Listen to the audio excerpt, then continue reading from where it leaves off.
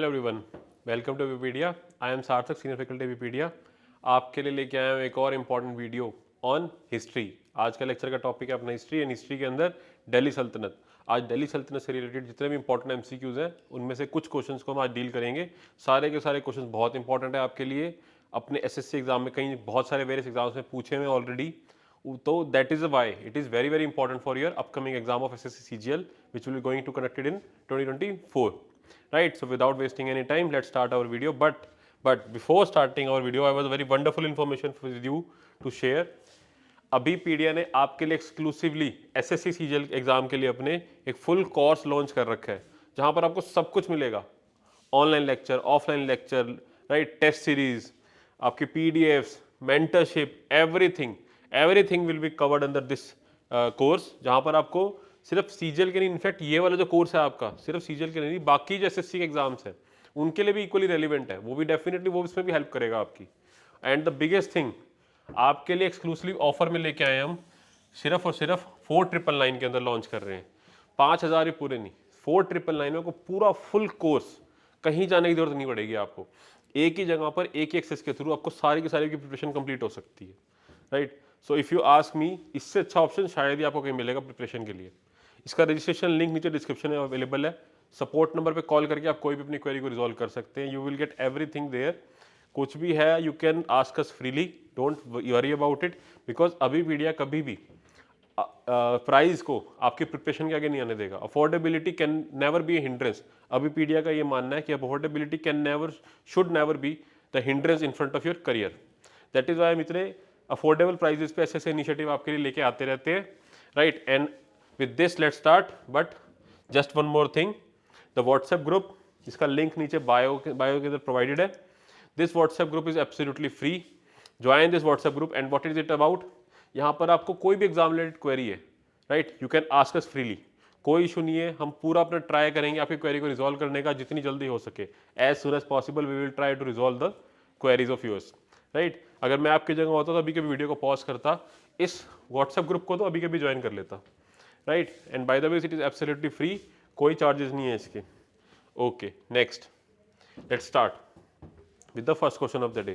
Question start करने से पहले आपको प्रोटोकॉल रिवाइज करवा दूं, वीडियो पॉज करेंगे, अपने आप अटेम्प्ट करेंगे and then you will continue. You will not wait for us, right, you will not wait for me कि मैं आपको आंसर बताऊं। रामायण की तरह नहीं देखना, अपने आप थोड़ा दिमाग लाएंगे तो चीज़ें अच्छे से समझ में आती हैं। राइट, सो फर्स्ट क्वेश्चन क्या है अपना, who among the following is known as Lakh Bakhsh in the Delhi सल्तनत। आज दिल्ली सल्तनत से रिलेटेड अपना टॉपिक है, उससे रिलेटेड टॉपिक का कवर करना है। ओके, तो ऑप्शन हैं आपके Qutubuddin Aibak, right, Iltutmish, Alauddin Khilji and Ghiyasuddin Balban. Right, so these are the options for you. Okay, just a second. Okay, लख बख्श इसको कहा जाता है। ऑप्शंस में Qutubuddin Aibak, Iltutmish, Alauddin Khilji and Ghiyasuddin Balban. So the correct answer for this question will be option A, Qutubuddin Aibak. कौन थे ये? He was the founder of slave dynasty. Right, slave dynasty के founder थे ये। और why he is called as lakh Bakhsh? Because बहुत ज़्यादा दिलदार थे, बहुत ज़्यादा लोगों को दान करते थे, गिफ्ट दे देते थे, राइट, बहुत कुछ देते थे, खुल के देते थे, तो इसीलिए उनको बोले लख बख्श, जो 1-1 लाख रुपए बख्श देते हैं उस टाइप से। Right, see here, Mohammad Ghori made Qutubuddin Aibak the governor of his Indian holdings. Right, Ghori आए थे, गौरी ने फिर कुतुबुद्दीन ऐबक को अपनी जगह पे राजा बना के गए थे कि भाई आप संभालो अब। Following गौरीज death in 2006 Aibak declares independence and establish the slave dynasty. Right, यहाँ से एक और इन्फॉर्मेशन मिलती है कि स्लेव डायनेस्टी कब बनी है, 1206 के अंदर। Aibak is known as the Aibak Lakh Bakhsh और lakh donor because of his enormous gifts. Right, Hasan Nizami a prominent scholar rose his choice. Right, lakh donor मतलब लख बख्श मतलब lakh donor, lakh donor. So next question, which among the following is not a category of land during the सल्तनत period. Right, Delhi सल्तनत के time पर जो land है उनकी categorisation करी जाती थी कई सारी कैटेगरीज में। राइट, क्योंकि कोई रिलीजियस डोनेशन के लिए जा रहा है, कोई सिर्फ गवर्नमेंट का लैंड है, कोई पब्लिक लैंड है, कोई किसी को गिफ्ट की तरह मिल रहा है। सो इस टाइप से कैटेगराइजेशन कर रखी थी। तो इनमें से कौन सी कोई भी कैटेगराइजेशन नहीं है। ऑप्शंस हैं आपके इक्ता, खलीसा, इनाम एंड मनसब, right? So pause the video, attempt the question, but I'll continue. The correct answer for this question is option D, मनसब। मनसब क्या था बेसिकली? मनसब वाज अ रैंक। ये रैंक होती थी एक, राइट? डेजिग्नेशन मिलती थी, रैंक मिलती थी, बट इसका लैंड होल्डिंग से कोई लेना देना नहीं था। इक्ता वाज अ यस कैटेगराइजेशन, खलीसा गवर्नमेंट का लैंड होता था, इनाम, इनाम क्या होता था? रिलीजियस पर्पज के लिए जो मिलते थे। और इक्ता क्या होता था? इक्ता जो है लैंड होल्डिंग्स बना देते थे, जहाँ पर अपने ऑफिसर्स को बिठाते थे, वो उनके बिहाफ पे रूल करते थे वो। See here, three groups of lands were identified. Officials are given Ikta land instead of being paid for their work, right? Land under the direct Sultan authority with earnings used to maintain the royal court and land households. ये क्या है अपना? खलीसा, जो direct government के हाथ में है। Then religious leaders are given or assigned इनाम land. Religious के लिए इनाम, और इक्ता क्या है? ऑफिशियल्स को जो मिलती थी, right? So these were the three categorization of the lands during the Delhi सल्तनत. Then उश्र या फिर अश्र, a type of tax was levied on home during the सल्तनत पीरियड। यहाँ से पता लगता है पहली चीज तो कि उश्र is what? It is a type of tax, right? Delhi सल्तनत के टाइम पे किस पे लिवाई किया जाता था? एक आपने टैक्स सुना होगा जो हिंदूज पे लगता था बेसिक, जो नॉन मुस्लिम्स पे लगता था, जजिया, जो जजिया लगता था नॉन मुस्लिम्स के ऊपर। बट एक और टैक्स है उश्र, ये किस पे लगता था? ऑप्शन है आपके हिंदू, मुस्लिम, जमींदार और लोअर कास्ट। करेक्ट आंसर है इसका मुस्लिम्स। मुस्लिम्स के ऊपर उशर लगाया था। और सबसे बड़ी बात, किसने लगाया था ये? राइट, ये लगाया था मोहम्मद बिन तुगलक। मोहम्मद बिन तुगलक फाउंडेड द दीवाने कोही as a separate agriculture department, right? The सल्तनत has two types of land taxes, उश्र, right, sound tax on Muslim properties, and खरज, both Hindu and Muslim holdings. अशर किस पे लगता था? सैंड टैक्स, मतलब मुस्लिम्स की जो प्रॉपर्टी है उसके ऊपर टैक्स लगाया जाता था, उश्र। तुगलक ने लगाया था ये, राइट? और एक और था खरज। खरज किस पे लगता था? वो हिंदू और मुस्लिम लैंड होल्डिंग दोनों पे लगता था, right? So this was important, please do remember it, इसको याद रखेंगे। उश्र एक टाइप ऑफ टैक्स है, किस पे लगता था? मुस्लिम्स पे। मोहम्मद बिन तुगलक ने लगाया था। और लैंड होल्डिंग्स पे लगता था या प्रॉपर्टीज पे लगता था, किसकी? मुस्लिम्स की। Okay, next, during which Sultan time was राग दर्पण an Indian classical composition translated into Persian? पहली बात तो यहाँ से क्वेश्चन से हमें एक चीज पता लगती है कि राग दर्पण क्या है? It is an Indian classical composition which was translated in Persian, right? या फिर राग दर्पण क्या है? एक इंडियन क्लासिकल कंपोजिशन है, इतना जरूरी पता लगता है हमें यहाँ से। अब इसको पर्शियन में किसने ट्रांसलेट किया था, ये क्वेश्चन है आपका। सॉरी, किस सुल्तान के एरा में इसको पर्शियन में ट्रांसलेट किया गया था? ऑप्शन हैं आपके, A Qutbuddin Aibak, B Firoz Tughlaq, C Alauddin Khilji, और D Ghiyasuddin Balban, right? So the correct answer for this question will be option B, C Firoz Tughlaq. Firoz Tughlaq के टाइम पे राग दर्पण को पर्शियन के अंदर ट्रांसलेट किया गया था, right? See here, during Firoz Tughlaq reign, the Indian classical masterpiece Rag Darpan was translated into Persian. Pir Buddhan, a Sufi saint, was brilliant musician during this time. ये भी एक एक्स्ट्रा इन्फॉर्मेशन है आपके लिए। पीर Buddhan, who was he? He was a Sufi saint who was a brilliant musician during this time, right? So this is an important information to gather from here.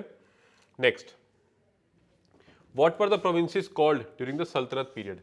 Delhi सल्तनत के time पर provinces को क्या बुलाया जाता था, राइट? प्रोविंसेस को क्या बोलते थे? ऑप्शन हैं आपके हिज्र, इक्ताज, मुकद्दम और इनाम, right? The correct answer for this question will be option B, इक्ताज, राइट? प्रोविंसेस, इक्ताज क्या होते थे? प्रोविंसेस की तरह ही होते थे। मुस्लिम्स के दिल्ली सल्तनत के टाइम पे इक्ता क्या बोला था? जो प्रोविंसेस थे उनको क्या बोला था? इक्ताज। इक्ताज और noble controlled provinces existed throughout the Delhi Sultanate, right? जो ऑफिशियल्स थे बेसिकली उनको लैंड होल्डिंग दे देते थे, उसी को एक प्रोविंस बुलाते थे कि भाई इसको होल्ड करो, राइट? तुम इसको कंट्रोल करोगे अब। ओके, मुक्तीज और वालीज were the governors of provinces who were in charge of peace and order as well as collecting land incomes. यहाँ से एक और इन्फॉर्मेशन पता लगी है कि जो ये प्रोविंस बता रहे हैं मिक्ताज, इसके जो होल्डर होते थे, जो इसको गवर्न करते थे, what were they called? They were called as मुक्तीज या फिर वलीज, राइट? वलीज या फिर मुक्तीज, कौन? जो ये प्रोविंसेस हैं इक्ताज, इनको होल्ड करते थे, इनको गवर्नर, इनको गवर्न करते थे, right? Next, which of the following department headed by अरीज ए मुमालिक ड्यूरिंग द दिल्ली सल्तनत?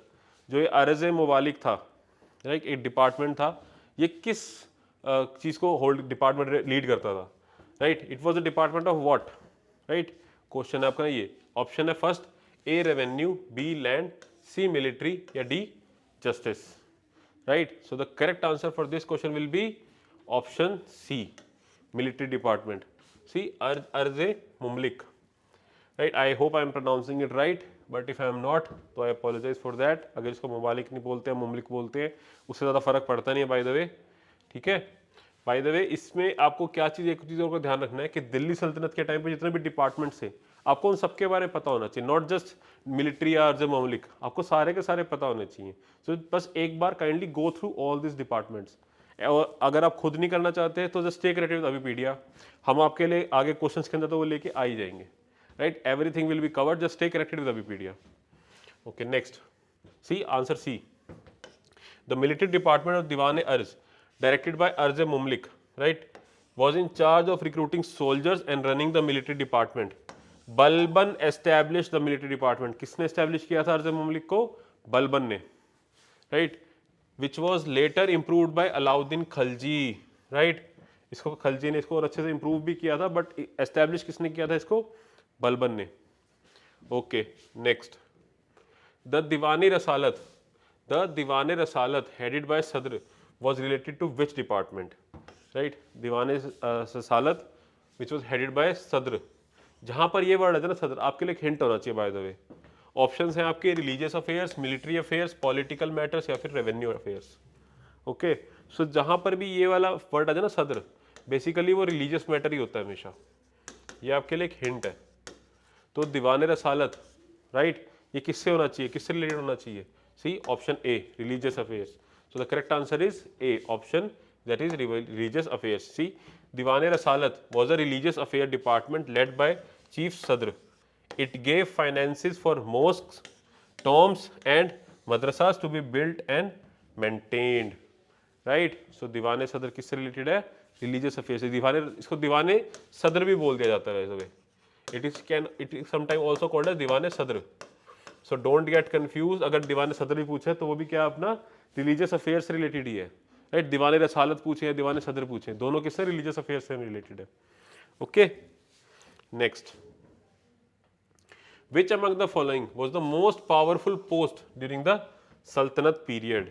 सल्तनत पीरियड के टाइम पे सबसे पावरफुल पोस्ट कौन सी है? Okay, just a second. Okay, option है अपने नायब, वजीर, अरीज या फिर सदर। बाय द वे इसके अगर मैं आपको अभी मोस्ट पावरफुल छोड़ो, पहले आपको सारे के सारे वैसे भी पता होने चाहिए, नायब क्या करता है, वजीर क्या करता है, अरीज और सदर। सदर मैंने आपको पिछली क्वेश्चन में बताया कि ये रिलीजियस अफेयर्स को कंट्रोल करेंगे। देन अरीज एंड देन नायब और देन वजीर, तीनों के तीनों वैसे आपको सारे पता होने चाहिए, but as far as this question is concern the correct answer is obviously option A, नायब, राइट। सी, ऑप्शन ए, नायब। ड्यूरिंग द दिल्ली सल्तनत द पोस्ट ऑफ नायब had the highest influence. He had full sultanal authority and was in charge of all the departments. Wazir, the chief of Diwan, Diwani Wazarat, was next to Naib. नायब क्या है? Basically like cabinet secretary ना आज के time पे। Cabinet secretary क्या है? सारे के सारे जो डिपार्टमेंट हैं आपके, जितने आईएएस ऑफिस, जितना भी ब्यूरोक्रेसी, सबका हेड होता है कैबिनेट सेक्रेटरी।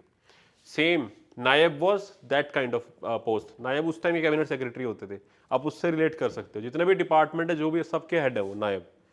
और उसके बाद जो नीचे आते अपने, वो वजीर होते थे। वजीर किसके हेड थे? दीवान वजारत, मतलब फाइनेंस डिपार्टमेंट बेसिकली, राइट।